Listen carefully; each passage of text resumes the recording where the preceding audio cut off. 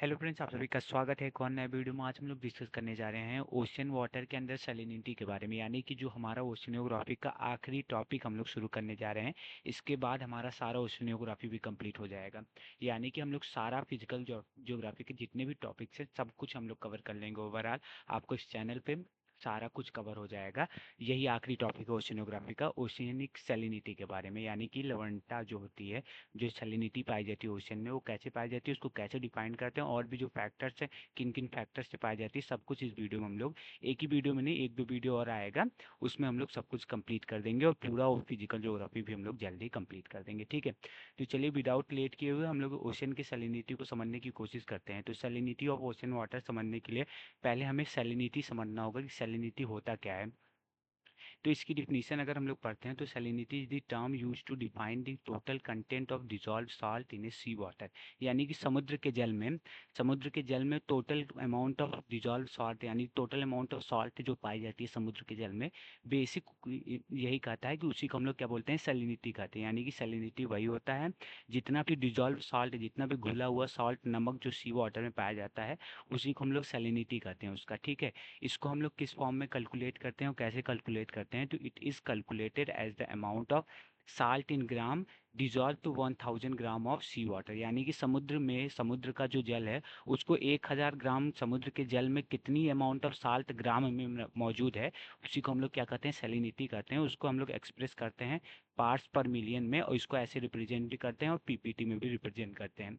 तो कितना है ग्राम ऑफ सॉल्ट पर प्रेजेंट है 1000 ग्राम ऑफ सी वाटर में, वही उसकी सैलिनिटी होती है। उसको पीपीटी से रिप्रेजेंट करते हैं, यानी पार्ट्स पर थाउजेंड, सॉरी। और यही जो सिंबल मैं आपको दिखा रहा हूँ इससे भी रिप्रेजेंट करते हैं। अब ये डिजॉल्व जो सॉल्ट है, कौन से सॉल्ट कितने अमाउंट में सी वाटर में पाए जाते हैं वो हम लोग समझ लेते हैं। तो सबसे ज़्यादा पाए जाने वाला जो सॉल्ट है वो क्लोरीन है।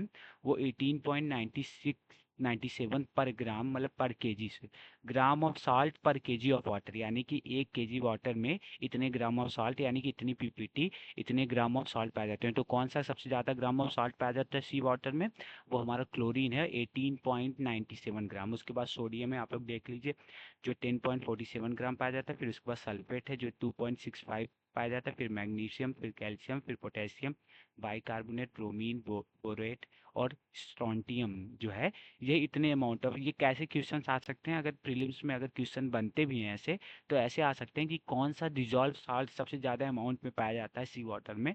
वो आपको कई ऑप्शन दे देगा, उसमें से आपको पूछेगा कौन सा करेक्ट होगा। तो कौन सा करेक्ट होगा, क्लोरीन सबसे ज़्यादा ग्राम में पाया जाता है सी वाटर में। ठीक है, पर केजी वाटर अगर सी का लिया जाए, यानी कि 1000 ग्राम ऑफ वाटर अगर सी का लिया जाए, तो उसमें सबसे ज़्यादा जो मिनरल्स, जो डिजॉल्व सॉल्ट पाया जाता है, वो कौन सा है, क्लोरीन है। ये आपको याद रखना है। तो कुछ बेसिक आज हम इस वीडियो में हम लोग कवर करेंगे सैलिनिटी का।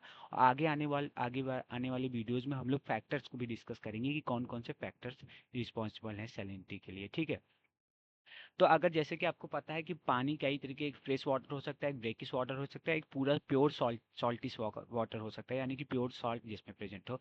तो जो ब्रेकिश वाटर होता है, खारा पानी होता है, यानी कि इसमें जो है एकदम प्योर सॉल्ट वाटर से थोड़ा कम नमक पाया जाता है। तो इसकी सैलिनिटी कितनी होती है, तो एनसीईआरटी में मेंशन है कि 24.7 पार्ट्स पर थाउजेंड है इसकी सैलिनिटी होती है, इसमें सैलिनिटी पाई जाती है। अगर इससे ज़्यादा अगर सैलिनिटी होगा तो वो ब्रेकिश वाटर नहीं होगा, वो सॉल्टिश वाटर की तरफ मूव करेगा। यानी कि ब्रेकिश वाटर ऐसे पानी होते हैं जिनकी सबसे अपर लिमिट की जो सैलिनिटी है, सबसे ज़्यादा जो सैलिनिटी है, वो 24.7 पीपीटी है, यानी कि पार्ट्स पर थाउजेंड है। जो ऐसे आप लोग को मैं बताया हूँ कि पीपीटी को ऐसे भी रिप्रेजेंट कर सकते हैं। तो इतना बेसिक तो आपको क्लियर होगा।